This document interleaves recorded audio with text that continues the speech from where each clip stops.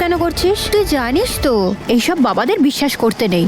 মনে নেই মল্লিকাকে কি বলেছিলেন, যে যাকে ও ভালোবাসবে তাকে ও কোনোদিন পাবে না।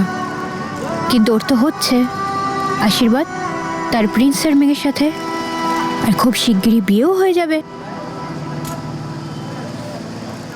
ঈশান, আরে আই ডোন্ট নো, আমি জানি এসব, কিন্তু আজ একটা প্রমিস কর, তুই আমাকে ছেড়ে কখনো যাবি না। আমরা সবসময় একসাথে থাকবো। তোর এই কথার প্রমিস চাই? তুই আমায় বিশ্বাস করিস না? আমার বিশ্বাস আছে নম্রতা। জানি না আজকে মনটা কিরকম একটা করলো। প্রমিস করে দে প্লিজ। প্রমিস। চল এবার তুইও কর। প্রমিস। সিচুয়েশন যেমনই হোক, পরিস্থিতি যাই হোক, কিন্তু আমি কখনো তোকে ছেড়ে যাব না। সবাই যতই চেষ্টা করুক না কেন, কিন্তু আমি তোর এই হাত কখনো ছাড়বো না। আমিও প্রমিস করছি, তোর সাথে শেষ হতে হলে তাহলে তাই হবে, কিন্তু কোনোদিন ছেড়ে যাব না।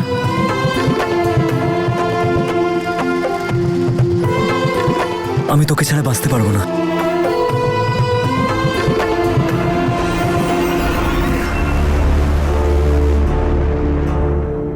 নূর, কি করছো?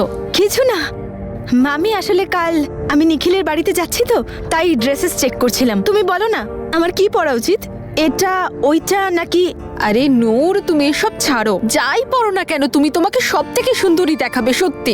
আচ্ছা নূর, তুমি জানো আমি মায়ের সাথে কথা বলেছি। নিখিলের নামে আমি খুব প্রশংসা করেছি। নিখিল এরকম, নিখিল সেরকম, আমার কথাগুলো যেন বুঝতে পারে। আর বাবার সাথে কথা বলে সম্বন্ধ যেন ঠিক করে ফেলে। তোমার কপালেও ভালোবাসা জুটুক। আরে মামি, তুমি খুব মিষ্টি, আমার ব্যাপারে কত ভাবো, সেই জন্য পুরো পরিবারের মধ্যে সবচেয়ে বেশি আমি তোমায় ভালোবাসি। শোনো না মামি, আমি একটু নার্ভাস। কেন? সোমবার নিখিলের ফ্যামিলির সাথে দেখা করতে যাচ্ছি। এটা কে শুনি? মম। ও, খুব সুন্দর দেখতে তো নিখিল।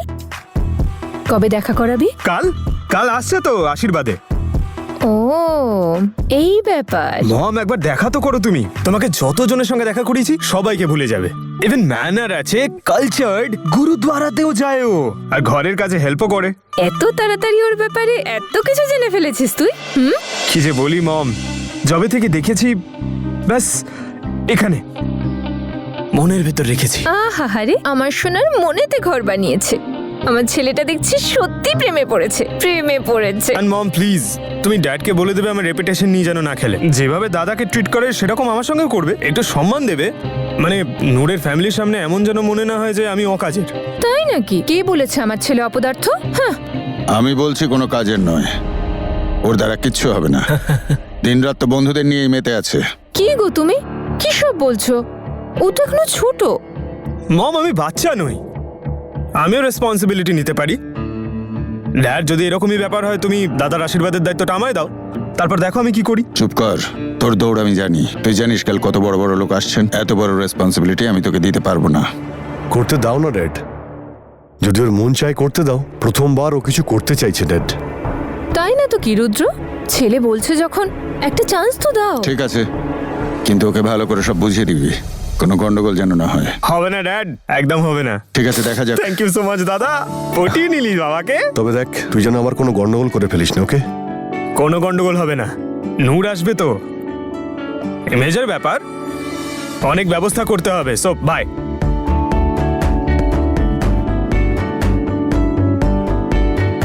মেয়েটার মধ্যে কিছু একটা আছে। ছেলেটা আমার ওর জন্য সবকিছু করতে রাজি।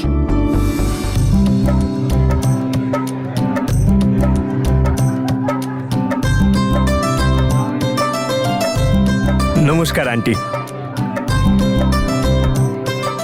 আচ্ছা এদিকে এদিকে লাইটগুলো ঠিক করো, যাও ভালো করে লাগাও, হ্যাঁ, স্যার। কারোর যেন কোনো অসুবিধে না হয়। নমস্কার নমস্কার। কন্যাপক্ষ কখন আসছে? নূর আসতে চলেছে। কে নূর? কোহিনূর, কোহিনূরের মতো আমার দাদা। কি বলছিস কি তুই? এত কাজ পড়ে রয়েছে, সবাই চলে আসবে এক্ষুনি। এখন আমার অনেক কাজ, আমাকে কাজ করতে দাও।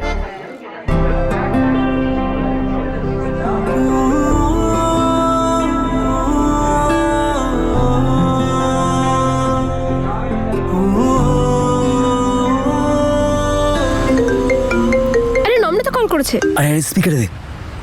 হ্যালো, কোথায় তুই মল্লিকা? আরে আমরা এই কিছুক্ষণে পৌঁছবো, তুই কোথায়? আরে আমি কখন থেকে এখানে? তুই আমাকে জ্বালিয়ে মারছিস কিন্তু। তুই জানিস তোর জন্য আমি নূর আর মামিকে বাড়িতে একা ছেড়ে এসেছি। তোর আশীর্বাদ বলে আমি তাড়াতাড়ি এসে গেছি। আচ্ছা ঠিক আছে, কোনো ব্যাপার নয়, পৌঁছা, আমি বাইরেই ওয়েট করছি। আরে তুই বাইরে কি করছিস? ভিতরে যা, তোর জিজুর সঙ্গে কথাটা বল, আমার দেওরের সঙ্গে কথা বল। কি করছিস যা না। না ভাই, তোরা আয়, আমি তোদের সাথেই ভেতরে যাব। আরে যা যা না। রে বাবা। হ্যাঁ বাবা, যাচ্ছি, তাড়াতাড়ি চলে আসিস।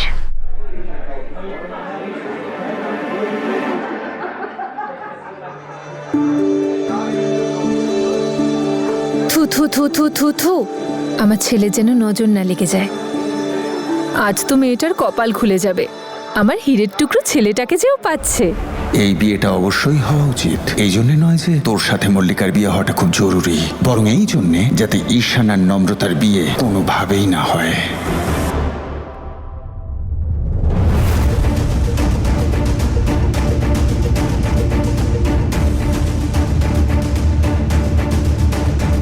কি হয়েছে বাবু, কি ভাবছিস? কিছু না মম, আমি ভাবছিলাম যে তোমার যেন নজর না লেগে যায়। সবাই এটা না বলে শাশুড়ি বৌমার চেয়েও স্টানিং। চুপ কর, শুধু বাজে কথা। রিয়েলি মম, আর এই শাড়িতে তোমাকে সুপার। এই শাড়িটা আমাকে তোর বাবা দিয়েছে, স্পেশালি তোর আশীর্বাদের জন্য। ওয়াও, তোর বাবা কোথায়? গিয়ে দেখ তো রেডি হলো কিনা, ওরা তো এক্ষুনি এসে পড়বে। ইয়া।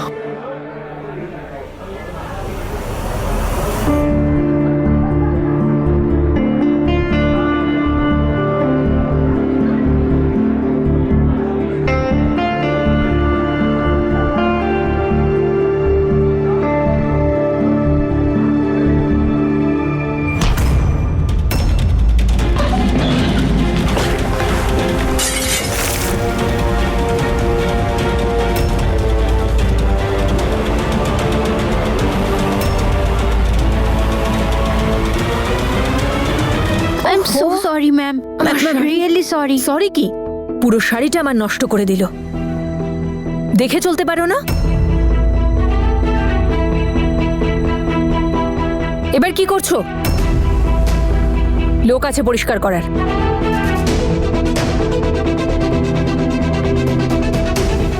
তুমি কে? এখানে কি করছো? আমি নম্রতা, মল্লিকার বেস্ট ফ্রেন্ড। আমরা ছোটবেলার বন্ধু। নমস্কার। স্টুপিড গার্ল, আজকালকার মেয়েরা কাজের কাজ তো কিছু পারে না, শুধু ফ্যাশন করবে। এই শোনো, ওখান থেকে কাজগুলো তোলো।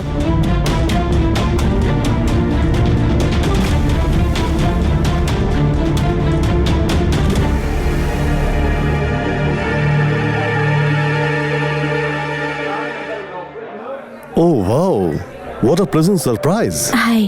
হাই। আরে হ্যাঁ, বেস্ট ফ্রেন্ডের আশীর্বাদ বলে কথা, তুমি তো আসবেই। হ্যাঁ, ওই অ্যাকচুয়ালি মল্লিকা। হ্যাঁ হ্যাঁ, দ্যাটস ওকে। আমরা তো অফিসিয়ালি ফ্রেন্ডই হয়ে গেছি। আমার ফিয়ান্সের ফ্রেন্ড আমার ফ্রেন্ড, তাই না?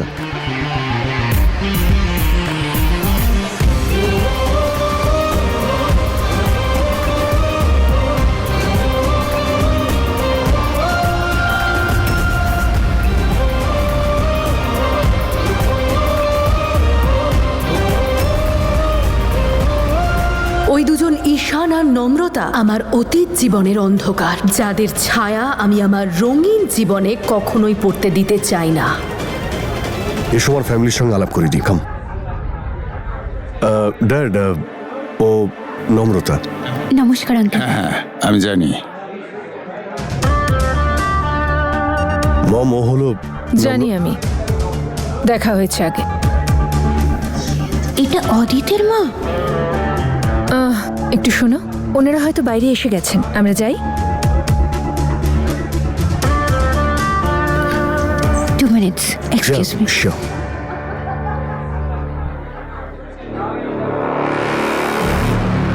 মল্লিকাই কিন্তু তোর ভাগ্যে আছে, এই কথাটা মনে রাখিস।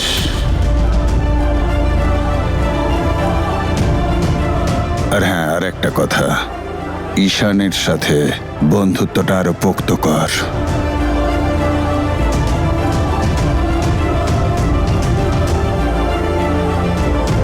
এই মল্লিকাটা কোথায় রয়ে গেল? ফোন তুলছে না কেন?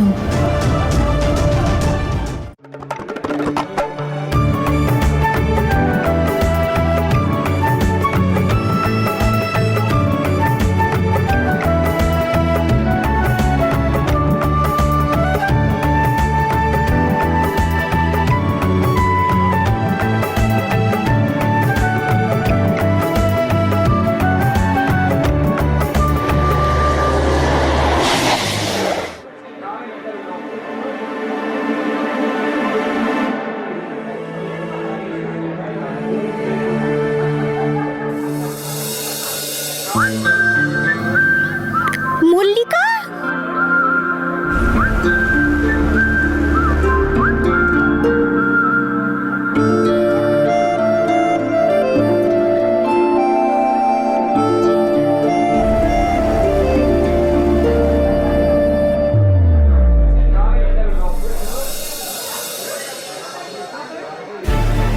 কি সুন্দর লাগছে দেখতে তোকে। তুইও।